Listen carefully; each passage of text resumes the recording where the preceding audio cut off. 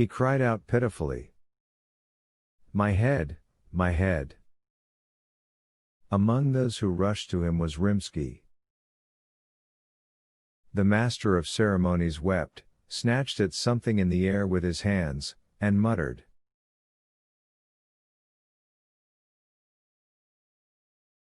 Give me my head, give me back my head. Take my apartment, take my paintings, only give me back my head. A messenger ran for a doctor. They tried to lie Bengalski down on a sofa in the dressing room, but he began to struggle, became violent.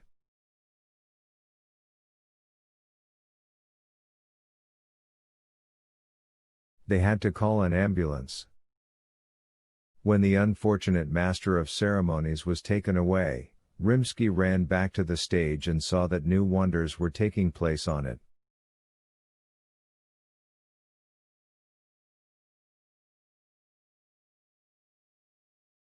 Ah, yes, incidentally, either then or a little earlier, the magician disappeared from the stage together with his fated armchair, and it must be said that the public took absolutely no notice of it, carried away as it was by the extraordinary things Fagot was unfolding on stage.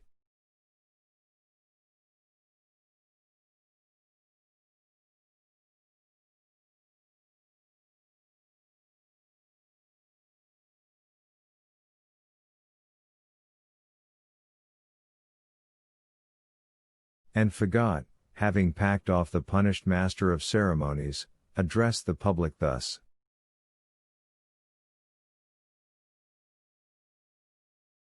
All righty, now that we've kicked that nuisance out, let's open a ladies' shop.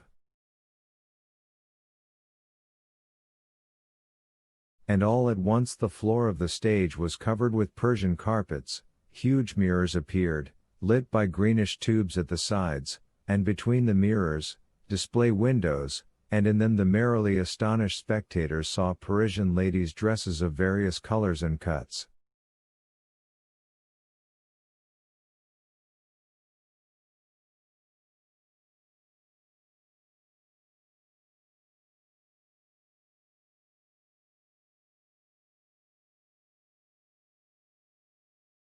In some of the windows, that is, while in others there appeared hundreds of ladies' hats, with feathers and without feathers, and, with buckles or without, hundreds of shoes, black, white, yellow, leather, satin, suede, with straps, with stones.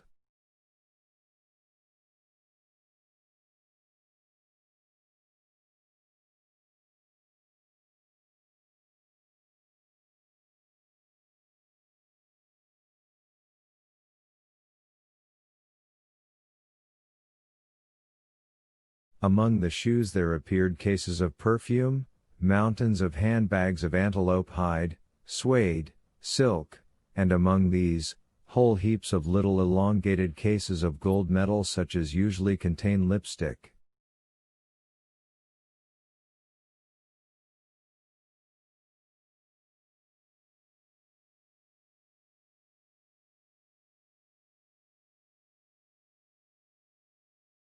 A red-headed girl appeared from devil knows where in a black evening dress, a girl nice in all respects, had she not been marred by a queer scar on her neck, smiling a proprietary smile by the display windows.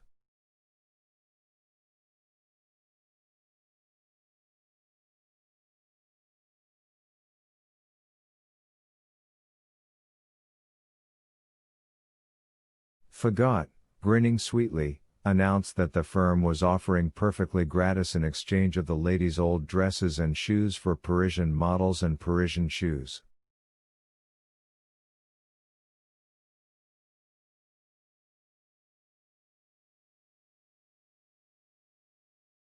The same held, he added, for the handbags and other things. The cat began scraping with his hind paw, while his front paw performed the gestures appropriate to a doorman opening a door.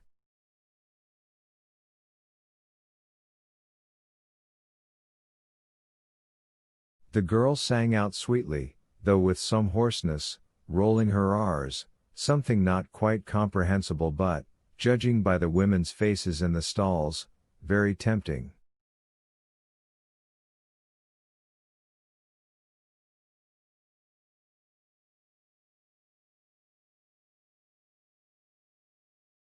Korean, Chanel, Mitsuko, Narcisse Noir, Chanel No. 5, evening gowns, cocktail dresses.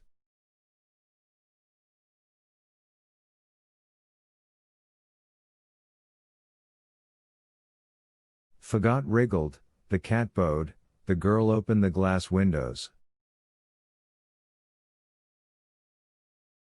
"Welcome!" yelled Fagot, with no embarrassment or ceremony. The audience was excited, but as yet no one ventured on stage. Finally some brunette stood up in the 10th row of the stalls and, smiling as if to say it was all the same to her and she did not give a hoot, went and climbed on stage by the side stairs.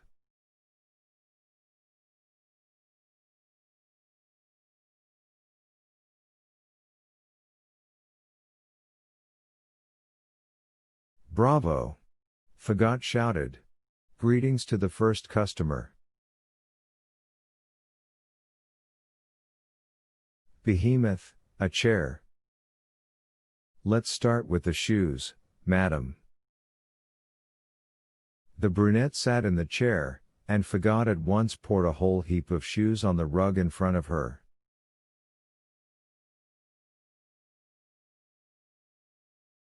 The brunette removed her right shoe, tried a lilac one, stamped on the rug, examined the heel.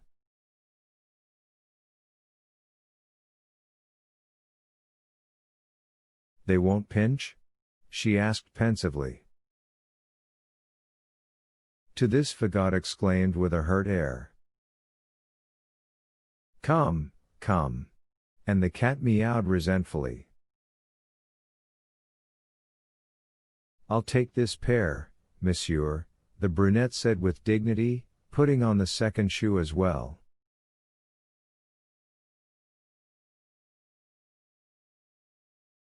The brunette's old shoes were tossed behind a curtain, and she proceeded there herself, accompanied by the red-headed girl and Fagot, who was carrying several fashionable dresses on hangers.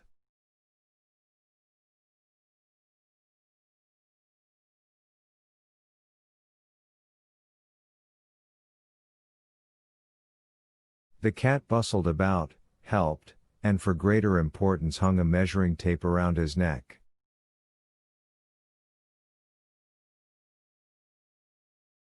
A minute later the brunette came from behind the curtain in such a dress that the stalls all let out a gasp.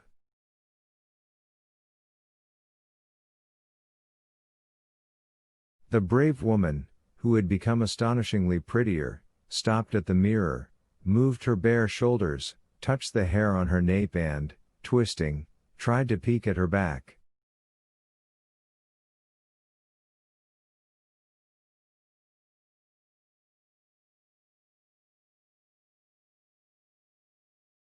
"The firm asks you to accept this as a souvenir," said Fagot, and he offered the brunette an open case with a flagon in it.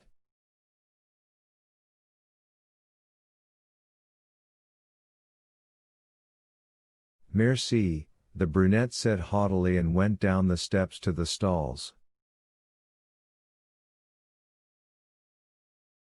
As she walked, the spectators jumped up and touched the case. And here there came a clean breakthrough, and from all sides women marched onto the stage.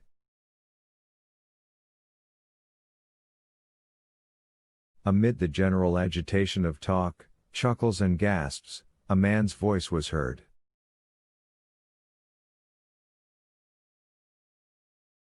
"I won't allow it." And a woman's. "Despot and Philistine. Don't break my arm." Women disappeared behind the curtain, leaving their dresses there and coming out in new ones.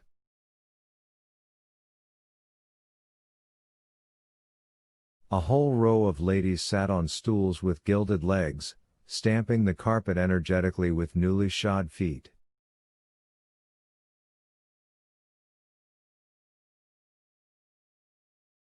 Fagot was on his knees, working away with a metal shoehorn. The cat, fainting under piles of purses and shoes, plodded back and forth between the display windows and the stools. The girl with the disfigured neck appeared and disappeared, and reached the point where she started rattling away entirely in French, and, surprisingly, the women all understood her from half a word, even those who did not know a single word of French.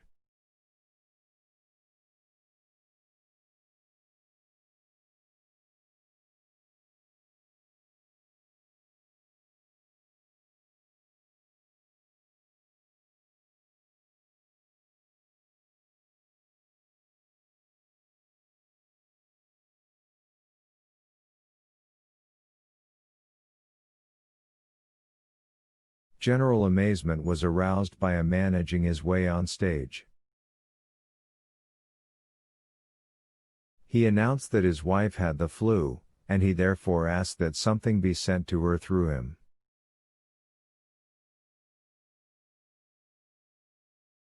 As proof that he was indeed married, the citizen was prepared to show his passport.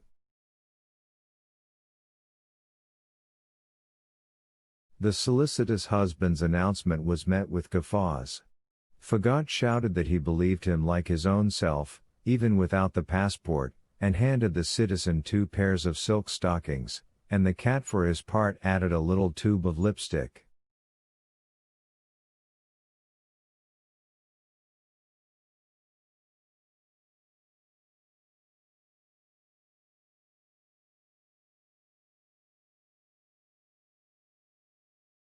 Late-coming women tore onto the stage, and off the stage the lucky ones came pouring down in ball gowns, pajamas with dragons, sober formal outfits, little hats tipped over one eyebrow.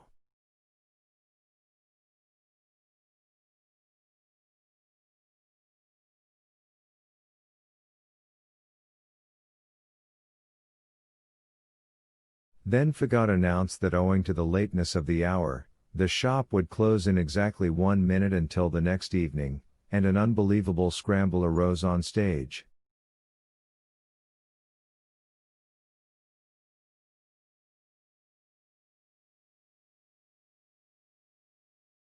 Women hastily grabbed shoes without trying them on. One burst behind the curtain like a storm, got out of her dress there, took possession of the first thing that came to hand, a silk dressing gown covered with huge bouquets, and managed to pick up 2 cases of perfume besides.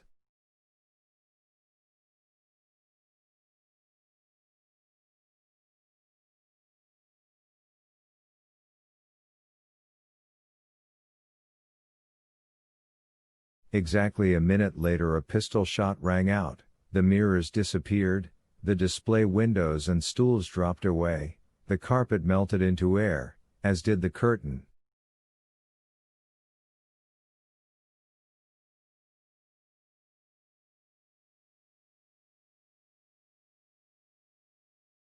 Last to disappear was the high mountain of old dresses and shoes, and the stage was again severe, empty and bare.